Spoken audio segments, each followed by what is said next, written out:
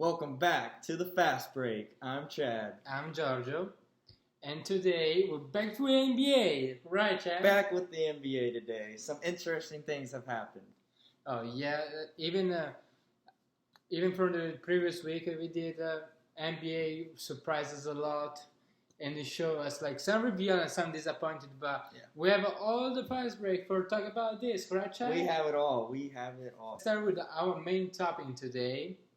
And it's a revelation, Chadwick. It is a revelation. What is it, Giorgio? Let's talk about the Miami Heat. Yes, Miami Heat has been a surprise to the NBA. They start pretty good this season.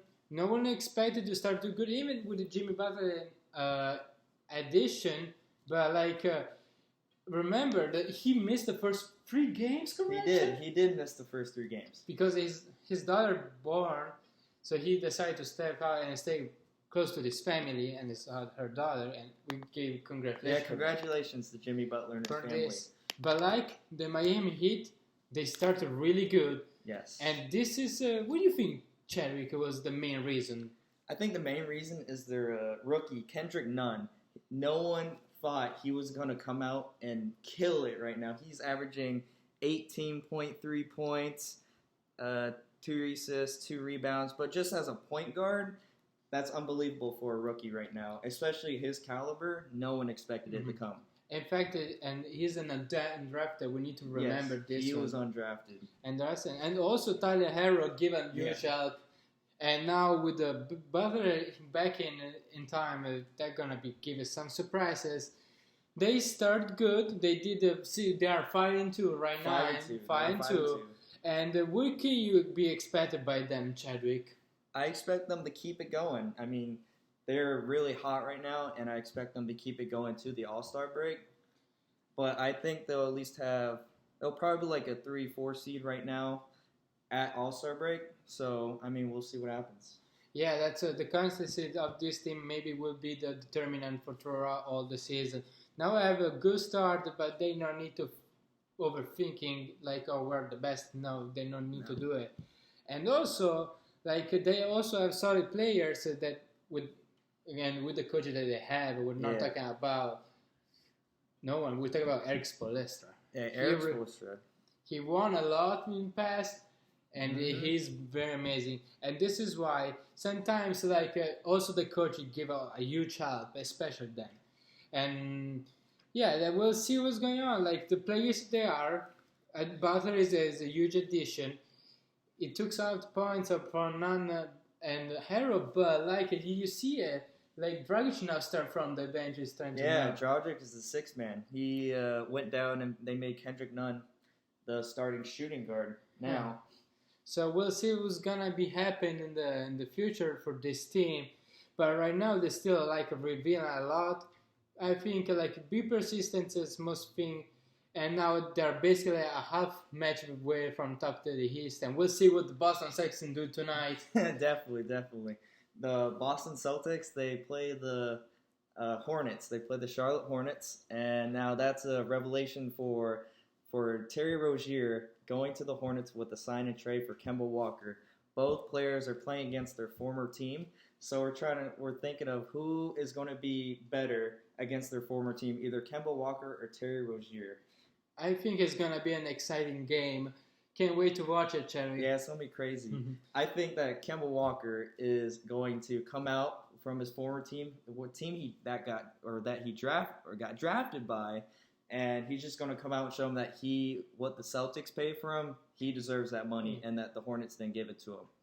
And I can consider the Hornets a little bit of revelation for the East too, because they start out nowhere, but now it seems also solid places like PJ Washington had a good impact and Donte Graham have good impact. They start to have a solid 4-3. We'll see. I mean, there is hopes for them, hopefully, but it's gonna be tough for the team of Michael Jordan. Yeah, definitely. So, Chad, our next argument topic will be the Houston Rockets, correct? Correct. The Houston Rockets about Russell Westbrook and James Harden. But first, I need to interrupt you, Chad, because we have our first guest. We have a guest today of the Fast Break. Oh, well, who's that? we consider he's a Rockets Yeah, he's fan. a very dedicated Rockets fan. And we give applause to Bryce Vitt. Come on, Bryce. Howdy. Hello, Bryce. Thanks for joining us the Fast Break. Thank you for joining the Fast Break. Oh, nice. Thank you, Bryce. So, Bryce, what do you think like so far about the Rockets season right now? They're 5-3 right now. It's not too shabby right now. They just whooped the Warriors, but again, the Warriors are in a rebuilding mode. The acquisition of Russell Westbrook was excellent. You know, he's very athletic compared to Christopher Paul, and he's also good on the rebounding side because of Capella and I believe Nene. Is he still on the team? I'm not sure honestly, but they dedicated. Yes, I'm very dedicated. But yeah, they have a good relationship coming from way back in their OKC days. Unfortunately, they got traded, split up. And honestly, if they had Kevin Durant too, it would be a force in the league. But still, Westbrook and James Harden, fear the beard, will be a force in this league. They just start off a little slow because, it's a brand new season. I think like even their very good friends inside the field and outside the field, you think like they're too much stubborn and they can like have blown up completely the team, or they can? You think that the chemistry can do it better? No, they have, like I say, they have chemistry from back from OKC days, but they're both could be stubborn at times. But when James Harden misses his three once in a while, Russell Westbrook will rebound it and put it back up.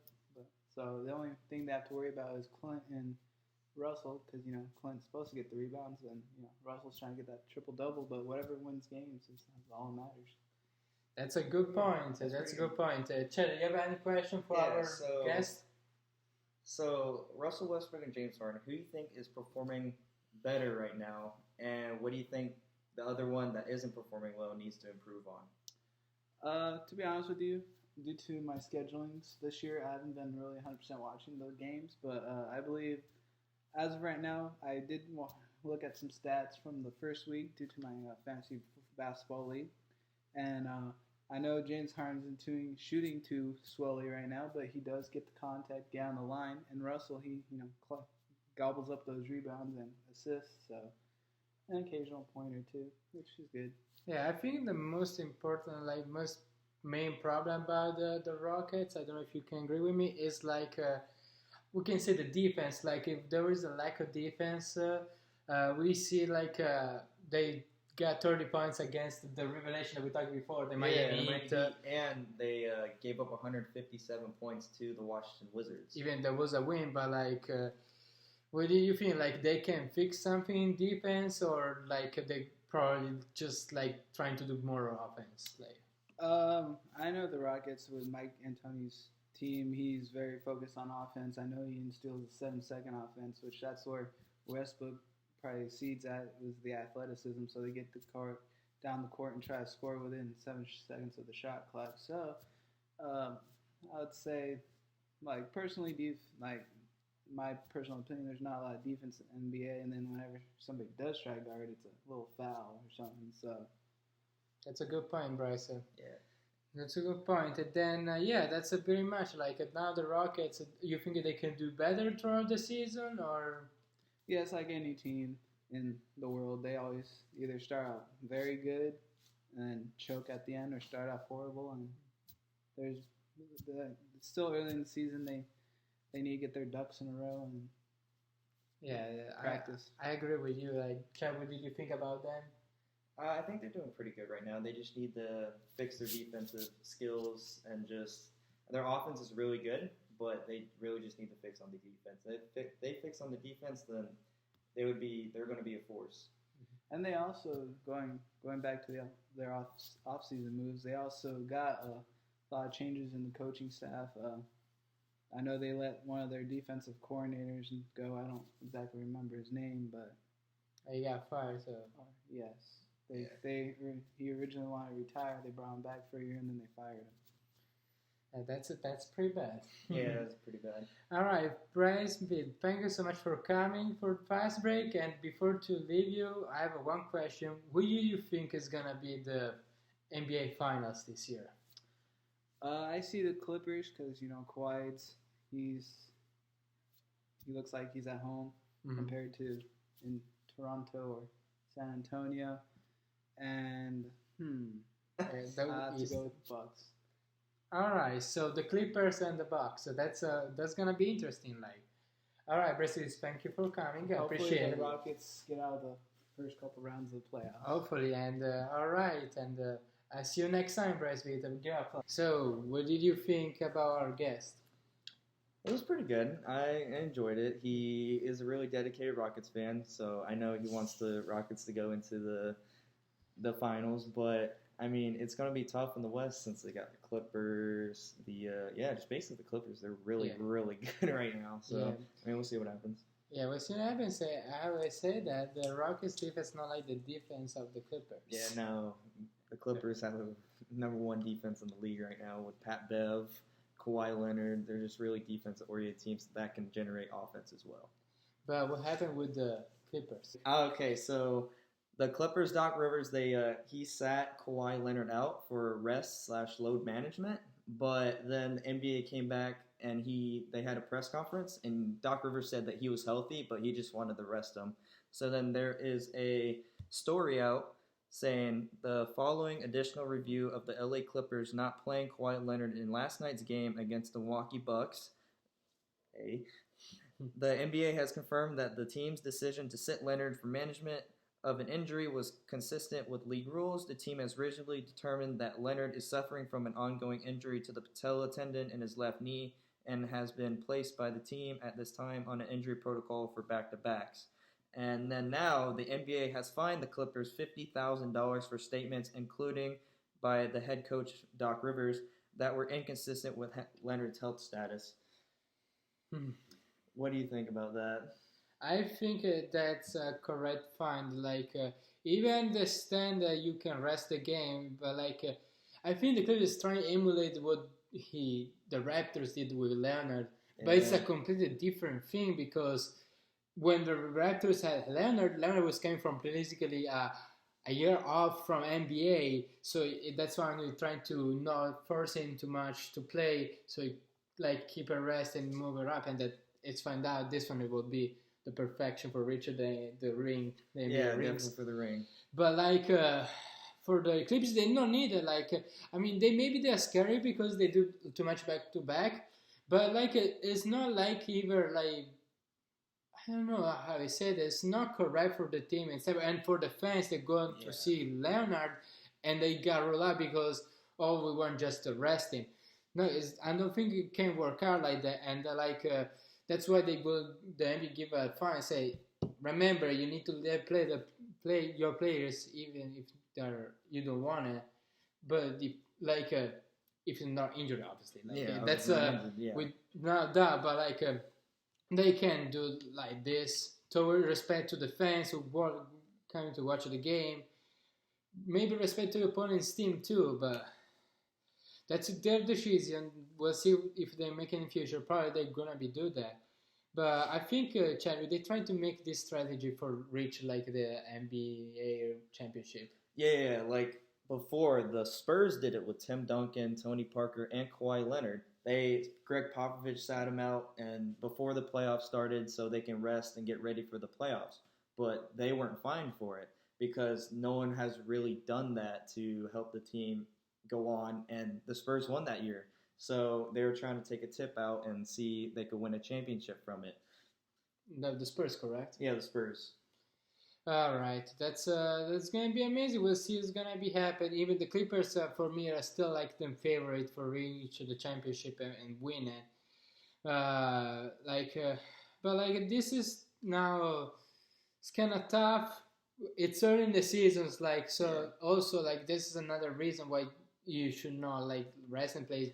We barely started. Yeah, the season just started and they're already resting players, but they should be fine because it just started. They were rested for 3-4 months before the season started, so they should have played. I think the fans lost out most of it because they paid all that money to see Kawhi Leonard, the MVP. So, but now they lost out on that. So I think they should apologize to the fans because the fans deserve it. They want to see Kawhi Leonard and the whole Clippers squad play, but that didn't happen. Yeah, and remember, Chadwick, this was not the first time. That's why maybe they give the fine, because the second is actually the second time, because he didn't get rolled out also against the Utah Jets, and they will make precisely both games were televised.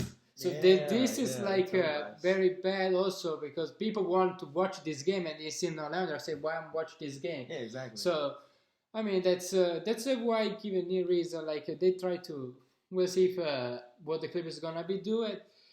They might be continue to roll out a couple of games, but they need to be very careful now in these times. Yeah, the NBA is strict on these rules. And people want to see their stars play, especially if it's their favorite team. They want to watch their stars that they just signed play. So, yeah. And this thing is really disappointing, man. Yeah, it's really disappointing. You know what's... And think about, turn to this topic about disappointment. Which you think is the most disappointing team for the entire league right now? The entire league right now? I think it's the New Orleans Pelicans. Because they got Lonzo Ball, they got Josh Hart, Brandon Ingram, they have Zion, but he's injured right now. So all the hype has been built up, but now they're 1-6. They just don't have team chemistry. It just hasn't been going on good for them at all. So, I mean, what do you think? Who is your most disappointing team right now in the NBA?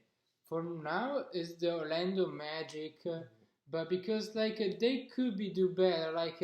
I respect to the Pelicans, they never start with the expectation, but with minimum the playoffs, that's where their goal. But in fact, they resign all the main players, Vucevic, Ross, and Fournier. I think. Fournier. Aaron Gordon got a new contract. Yeah, so they're trying to make something, but they start horrible. They lost a lot of games, even someone could win. It's so very disappointed. Maybe they can figure it out, but he just they do a 1 year on, 1 year off. That's why they're really good 1 year and then they're just terrible the next. And about the Pelicans, come back for your disappointing team right now. I think a lot our colleagues media, they overreact on that because say we got Zion, they have Lonzo, they have Brandon Ingram, they have so-core talent team, they can do this good. And also they add favors, they have holiday, so they think they can do it and not be exciting. One time someone said, even they start to lose, but they are exciting to watch. But you need to win anyway. Yeah, you need to win. Because without winning, you cannot reach the playoffs. And now, even as a young, they make experience and everything. But how they over talking about them, it just makes so disappointed. Yeah, the Pelicans were really overhyped because they got rid of Anthony Davis, who did not want to play for them, so they sent him off to LA to the Lakers. But still, they were so hyped up because they got all this young talent from the Lakers and picks. But now they just haven't been performing at all. It just hasn't been pretty to look at. So hopefully maybe they'll come back, get some better team chemistry, and then just hit it on the head and just go off and make it into the playoffs. So they were predicted to be the 6-7 seed in the playoffs because all this young talent, but it's just they're last in the West right now. Even the Warriors are better than them. The Warriors are 2-6 and don't have any of their starters playing. Yeah. So, it's just the second week of the season, so we'll see what happens. Yeah, we'll see what happens. I want to talk about another one disappointing. I think we can share about this one. I think the Brooklyn Nets. Oh, yeah, 100%. Brooklyn Nets have not looked because, good. Kevin Durant said, we don't know this, but how they expecting with Kyrie, how they add up DeAndre Jordan, they keep a core, they look like they can make the playoffs. Now they start now with so much confidence. Even Kyrie plays so good, but they lost all these games. When Kyrie was doing good, was not helpful. Yeah, Kyrie has been doing so good, but their key role players like Joe Harris, Karis LeVert, they haven't been performing. So it's just been Kyrie, and one player cannot make a team. So that's why they haven't been really doing so good. Yeah, it looked a little bit about the Boston Celtics in past years, but Well, we see like I think they need to just a little bit more chemistry. Coach Atkinson is one who is very smart on it.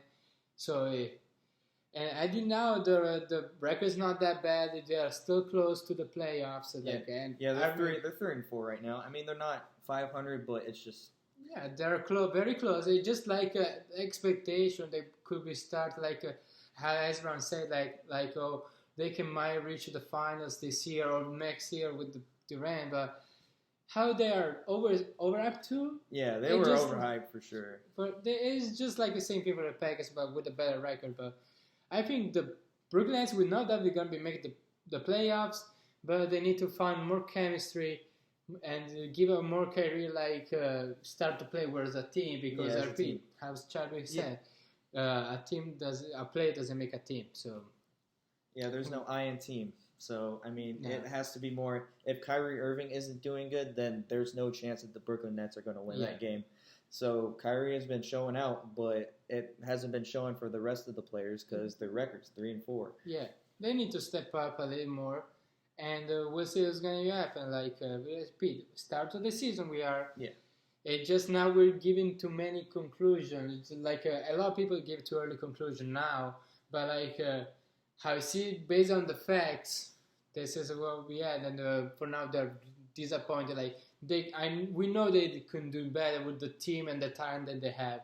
Oh yeah, they just need to have a more loaded and more chemistry on it. Yes. And and in the West, I think there is in my opinion, there is another one. It's been the Portland Trail Blazers. I never expected they have a loss record now. They're 3-4. Same things with the Nets. They start the season, but Damian Lillard is doing good, but I'm so disappointed by CJ McCollum. Yeah, CJ McCollum has not been performing to what he has been last couple seasons. He just hasn't been shooting the ball well. Hasn't been really playing defense well. No steals. His stats have dropped since he just started. So Damian Lillard's been throwing it out. He's been doing it all, and then whenever you need CJ to do something, nothing has been falling for him. Yeah, they start pretty rough too. Yeah, McCollum pretty much too. Even the addition of Hassan Whiteside doesn't give it good for now. Yeah, Hassan Whiteside's on the sidelines. He's hurt, so he's not contributing to the team at all right now. Yeah, so it's gonna be tough for them because the West is it's not like the East. There is so many teams that can compete for the playoffs. Oh yeah. So they need to come back quickly for get the spot. But still, early in the season, and we'll see. Yeah. It's early in the season. That's the slogan for this podcast. Yeah, we're just putting our inputs in right now. And we'll see. We'll see what's gonna happen. Hopefully, the Spurs can come back around. Hopefully, we're gonna be seeing an exciting NBA season. Yes, for sure. And now we are on the last topic with the usually conclusion questions. Yeah. And I always give it to Chadwick, but Chad, what did you think could be the Rookie of the Year? I believe that Memphis Grizzlies point guard Ja Morant will be the Rookie of the Year this season. If Zion Williamson was playing, it would be in between them two. But right now, it's Ja Morant. He's been leading that Memphis Grizzlies team, even though they don't really have a good record. But still, he's been leading. He's averaging 22 points per game, 7 assists per game, 5 rebounds a game. So he's been tearing it up right now, especially for a rookie.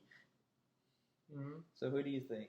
I think Ja Morant too, because how he step up with respect to the other rookies, the one who give him more confidence and everything.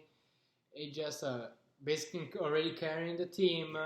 He's doing pretty good with the Grizzlies, even the record is not that good. But I won't say honorable mention from how we previously talked about Hero and Nunn because they start really good. They start really with this thing, but we'll see if they can keep it on him. It's not very easy, but they could be. Yeah. They could be. For now, I think could be Ja Morant. And another question, always related with our final topic, is who think is the defensive player of the year? Defensive player of the year. I'm thinking right now, no one will ever expect this, but I think LeBron James is going to be the defensive player of the year. You surprised me a lot, Chad. Because he's been doing really good on defense. Everyone, like last season, he was horrible. Like whenever someone was coming up for him, he wouldn't even try to attempt to block it. Nothing like that. He wouldn't like people. There was someone out on defense on the 3-point line. He was just standing there because he knew that if he wouldn't even try. So that effort led the Lakers. They didn't make him into the postseason last season because of his defensive efforts. But now he is averaging like 1.5 blocks per game. He's been on game. He's been triple doubles for days. He's had 3 consecutive, and the last person to do that as a Laker. Do you know who that was? For the Lakers? Yeah. I do not know that. It was Magic Johnson. Magic Johnson. Ooh. Yeah, it's been that long since. Big names are very confronting each other right now. Yeah, it's been Magic Johnson, and then it was like back in the 1980s since that last time. So it's been like over 30 years since someone averaged a triple-double in 3 straight games for them. So that's my pick. Who do you think is going to be the defensive player of the year? I mean, there is always Gobert in the thing. I think could be. I think Giannis. Giannis is just amazing in both on the defense and forward. Like it's so amazing, guys. I can't believe we see this player now in NBA. But he with his length, he can reach every ball. Mm-hmm. It's like it's not like Kawhi Leonard like called the club, but like he can do everything on defense. And this is why he could be made a DPO. Like he can block, steal, defense in the perimeter, defense in the area. If not, another pick could be obviously Kawhi because he's the first. Really, he's the best defensive player. His hands are huge. Huge. Like, that's why they call him the claw. His hands are freaking massive. That's how he can get steals so easily. Yeah, and this is why. But like he's basically always in discussion. Yeah, he's always in discussion. And even like Paul George, even though he's out, like whenever he comes back, he can also be a defensive player of the year candidate because last year he was almost an MVP. So and he was in the defensive player of the year discussion. He got 3rd. So he's always been on the table for that. Yeah, like we'll see what's gonna be happening. Yeah, we'll see. It's like I can say like the DPO is close to 6 man, like the same people are talking about. Yeah, it's always the same people. Like Lou Williams for the 6 man be awarded like is basically the best 6 man we have. Yeah. Here Sabonis could be doing too, and who do you think could be another one? I think that Derrick Rose is, even though he's hurt, he's been actually pretty. He's doing really good right now. Even he got hurt. Yeah, exactly. But he is doing good impact on the Pistons.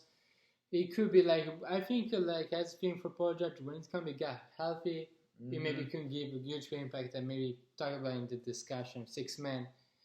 But we'll see. Like this is the fun NBA. It's all unpredictable. It's always unpredictable. We never know. So, all right. Thanks so much, guys, to watching our podcast, The Fast Break. This is The Fast Break. It's a fast break. Like me and Chad, we'll always be here. We'll be here. We hopefully gonna be see like a good NBA season. How we said in the previous episode. It's just like so amazing to talk about this magnificent sport. Yeah, it is. It's awesome. I love it. Like, guys, what can I say? Thanks so much for following The Fast Break. And we'll see you in the next time. And bye. See you guys. See you guys. And buon, how you say in Italian, buon NBA a tutti. What he said. See you guys. See you.